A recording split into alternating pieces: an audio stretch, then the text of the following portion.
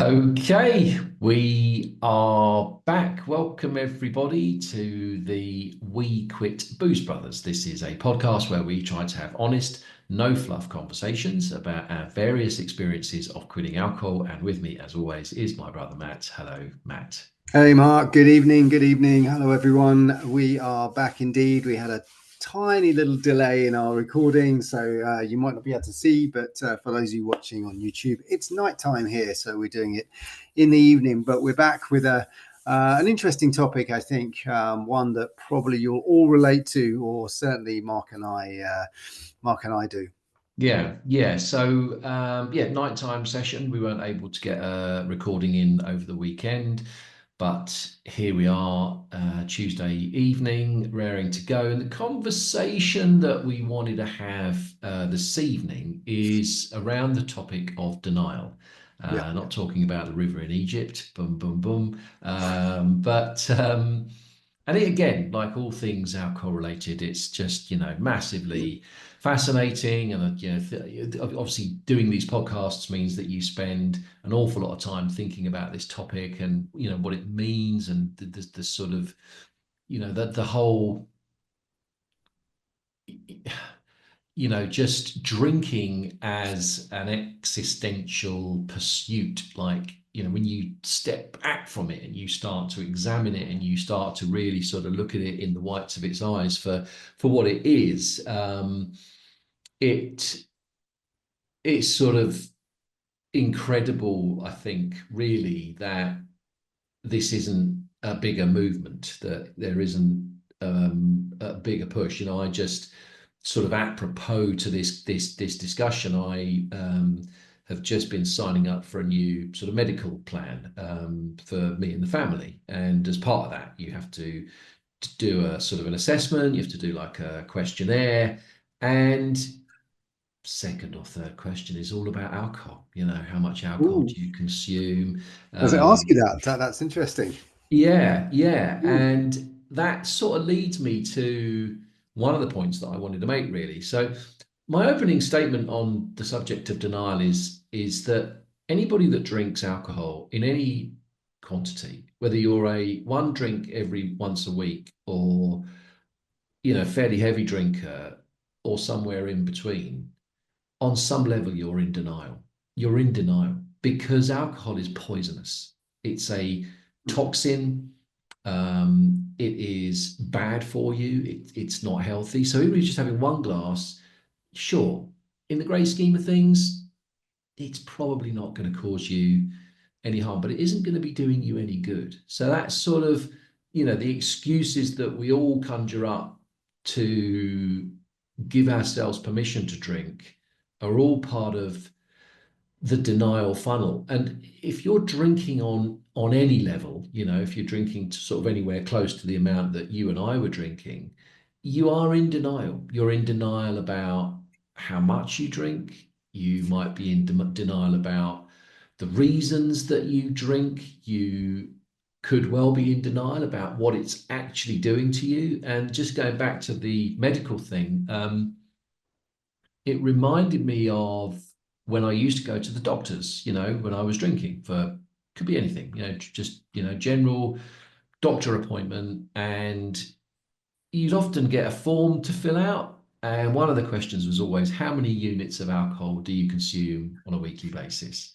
And I used to lie the shit out of that. Like, I was never honest about that. Because I'd be like, one, two, three. And then I thought, oh, I can't write that down. I can't. I'm just going to probably generally Yeah, 12 to 30. I had a big week last week. It's not normally like that. Yeah, let's not count last week. Let's not count this. Let's just do and you sort of, again, going back to my opening point about when you step back and you look at this thing from a different perspective, just fucking think about that for a minute. I'm in a doctor's surgery. They're there to help me. They are there to try to take care of me, to look after my health. And I'm lying about how much alcohol I drank. And just quickly before I hand over to you, just to sort of to sort of kind of keep this conversation going. But I also remember, and I think I mentioned this once before on a previous podcast. I also remember one time I went to the opticians just to have a general eye check, And you know they do that thing where they peer into the back of your eye and they sort of shine a bright light and get very, very awkwardly close to you. Yeah. Um, they were doing that, and I remember it was quite a young girl, and she sort of suddenly looked back and she went, "Oh," she said, "You've got," she said, "Is your blood pressure okay? Is your blood pressure?" And I was quite shocked. And anyway, long story short, opticians can tell if the blood vessels in your eyes are corrupted by, alcohol. So like there was clearly sign, even in my eyes, there was clearly signs. And the reality was that my blood pressure when I was drinking was elevated. It was I don't think it was what they call high, but it was just moving into that point where it was high. So it but even that, I wasn't prepared to be honest with her or anybody. I think, oh, she said, oh, have you been doing some exercise? Have you done a lot of exercise? Maybe that can, and you sort of, and you go, yeah, let's just say it was that. Let's just say Yeah. it was the exercise that has caused it. And but the point is that in the end of the day, when you drink alcohol, you drink because you enjoy the sensation that the alcohol gives you, and that is a poison induced interruption of your system. There ain't no justifying that.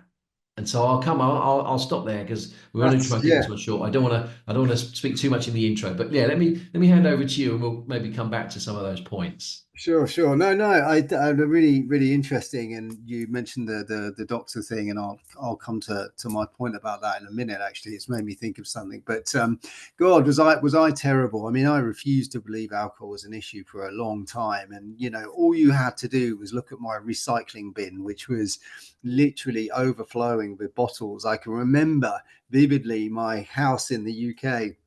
I had a back gate. So what I'd do is I'd go out and take the bottles out in a big plastic box that was supplied by the council, and I'd do it at like midnight when no one was up. And I was sometimes, kind of drunk, and I remember going out in the wet and slippers and trying to, not fall over. And I would plonk my recycling box beside my fence for the people to pick it up in the morning. And it was like there's those people on the beach that find those round sort of pebble stones and they can balance them on like multiple shapes and things like that. That was my recycling bin. I was like putting bottles on it to make it, does it fit? And it was ridiculous. And then the other thing as well, which still makes me laugh, is the next day when they would come and pick up the bottles, my neighbors' houses, you'd hear like a couple of bottles drop in, and then me, it would sound like I owned a restaurant or something. It was like,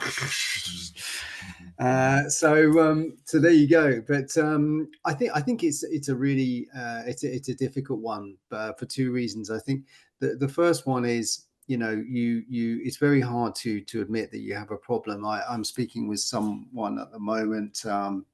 And her husband, we've spoken before, and he is drinking way too much. And today she sent me a mail and said, look, I'm just going to let him do it. I can't change it. He has to change himself, which is true. And maybe one day he'll realize that his life would be so much better without booze. So he is completely refusing to believe that alcohol is an issue. And the problem as well is often you surround yourself with other people who play into that denial thing. They'll be the first to say, you don't have a problem, you don't drink at lunch times, we whenever we drink, we meet up at 8 o'clock in the evening, and yeah, we have a few, but don't you just need to have a break or something like that, all that sort of shit that people believe. And the doctor thing I was going to mention, it just you made me think of it earlier, which was I saw a program here in France, a TV program, which was talking about alcohol. It was interesting, actually. It had a viticultor, so a wine grower. They had like a psychotherapist. They had a few people who'd been through, had problems, etc. And it was quite an interesting conversation. And one thing made me think about something that's very true over here in France, which is often you'll go to the doctor, or certainly I know people who've gone to the doctor, people who drink quite a lot, and they're not even asked, Mm, or it's how much you're drinking, and it's dismissed. And mm, on this program, they talked about the fact that quite a lot of doctors have issues with alcohol, yeah. so they don't want to bring that up Mm, because it's mm, almost like putting themselves in yeah. the spotlight. You just think that's Yeah. just the world's gone mad. So Yeah. yeah, crazy, crazy. Yeah, yeah. It is fascinating, and I think, of course, when you talk about denial, it's not just about lying to other people about your alcohol consumption. It is equally about lying to yourself. It's that Totally. you are able to, but in the sort of bottom of your soul, of course, you're troubled. You're always troubled. You always, when I was in the Yeah. doctor's surgery, I knew I wasn't able to be honest. When I was in that optician's chair, I felt that hot flush in my chest where I became very anxious about that situation. And, I now see it around me. There's a guy that I used to work with a while back. He was a little bit older than me. And he was a big pub guy. He would go to the pub and drink beer. He was a big sort of in the UK. There's this big thing about real ale. It's a thing. Um, people get very into it, and you know, blah blah blah. And he Yeah. was he was Like one of those fine wine guys. almost. He Yeah. was one of the, yeah, it's like being a Mm. wine connoisseur. He was one of those guys. He'd go to the pub 2 or 3 times a week, and he had one of those sort of slightly red noses. The kind of drinker's nose almost. And he we talk about it occasionally, till his wife would get kind of annoyed and frustrated and slightly tolerate it. But the reality was that he was actually somebody that I was sort of in business with at a very early stage in my when I started my company. Um, and it was obviously impacting him. And I remember one time we were talking about it, and the impact of alcohol, what have you. And he just said to me, "The thing is, Mark," he said, "I just love beer." He was almost like he was trying to say to me, "It's got nothing to do with the alcohol. It's just Mm. I just really appreciate the beer. I just really love the beer." And of course, that's absolute bollocks. It's absolute bollocks because for a start, these days, nowadays, for example, non-alcoholic beers are quite good. They are pretty good. So if Yeah. it's the beer that you like, drink the non-alcoholic ones. And it's that classic denial. What I should have said to him is, fuck off. You just like getting pissed. Yeah. Okay, the beer's enjoyable, but you go to the pub to get pissed because that's what I did. Yeah, And you wouldn't it's drink 6 pints of Diet Coke or something, would you? Because there's no effect, there's no benefit. Your thirst has no, been quenched. You are done after the first one, and mm, probably that's not even the best thing to drink. But you wouldn't drink 6 pints of water within 2 hours sat mm, at a table. You mm, would Your body wouldn't be wanting you to, wouldn't feel the need to. So I no, agree with you. yeah. That's bollocks. And it's the endless excuses. I mean, I think the thing that I remember was, "Oh, I've had a really tough day. I deserve a drink. Mm, I'm gonna unwind with a drink. Or you would find excuses and reasons why drinking was an acceptable thing to do. And yeah, it's just a long list, really. I think mm, it's like I said. I think I was going to say most people who drink are in denial. I think anybody that drinks, whatever you drink, you're choosing to do something which is intrinsically bad for you because you enjoy the sensation that the alcohol provides. And at the end of the day, like I said, that's a poison-induced disruption of the system. You're consuming a highly addictive, psychoactive carcinogen, and the health impact of drinking is kind of endless. So there's no excuse. And I go back to a point that I've made constantly on these podcasts. The sort of reframing all of this, the one that where I get to is the joy and the freedom and the release that you get when you quit, not having to fucking lie. Like I said, I filled out a form, Mm, a new medical thing that we're doing for the family, and they give you a score out of 100, and I got, I was in the high 80s. It was and I could say I don't drink anything, like not a thing. mm, And I yeah. have to say, when I ticked that box, Mm, fucking hell, it felt really good. I loved it, as yeah. opposed to, right, what am I going to say here? Am I going to choose to be honest? And that I find that we haven't got time to go into it now, but I just find that so fascinating that we as human beings would rather not admit to the people that are there to help us to a level of drinking. We would rather hide it to pretend to them and to ourselves that we're not actually drinking as much as we are. And if that isn't fucking total denial, then I don't know Yeah. what. No, it's I quite agree with you. I think part of it is, again, it's still a bit of a taboo subject to have a problem with alcohol. I think, that also embraces the denial issue, because you will come up with all the excuses to refuse that can be the issue.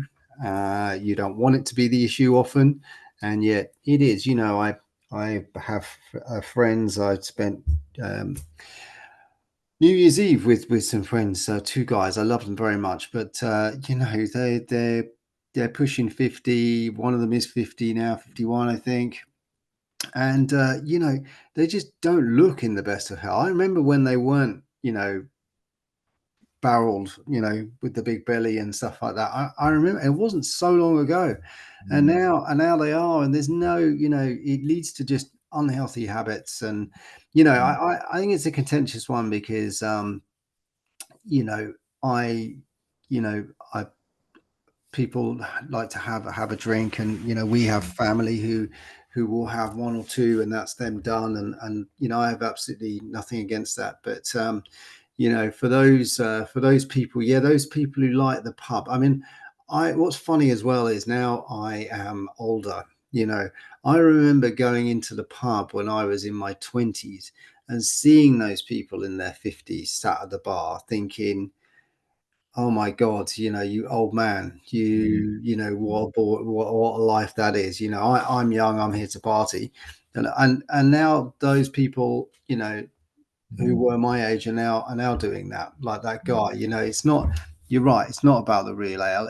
I'm sure he has a great time, but mm. it's not, it's about the feeling and sensation of alcohol and Yeah. I ethanol think in the system. I think that's it. I think you've got to challenge that stereotype of it's only alcoholics that have got a problem with drinking, and that's simply not true. Of course, it begs the question: well, what is an alcoholic? I think for anybody that's drinking on any level, there's some fundamental questions about. It's not how much you drink; it's why you're drinking as well. Mm, It's sort of, if you're drinking to in any way escape anything, to sort of numb something, or to deal with stress, or give yourself confidence, or because you have such a great time when you're drinking, and you don't want that to end.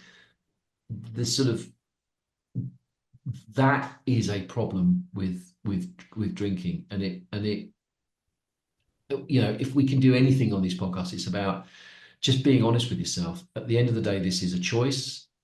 You can choose. And I think as you get older, it becomes more pronounced, because you've got the body I think you have before you're 50, which is a sort yeah, of, regenerating, cell replenishing, growth mode body that is probably able to take a bit more abuse. And then I think you've got the body and the sort of um, the system that you have post 50, which is a completely different ball game, and it needs looking after in a completely different way. And I think certainly alcohol can never be a plus in that situation. So anyway, I think yeah, that's it. I'm happy to leave it there, because it yeah. sounds like. Let's call it a wrap. I think we'd love to have your comments, your thoughts on this topic.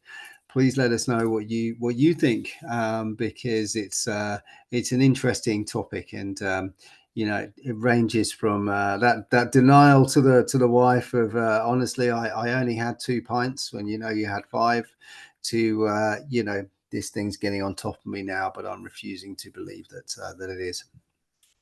There's a really funny joke actually, which I won't do now, but I'll see if I can put it in the show notes.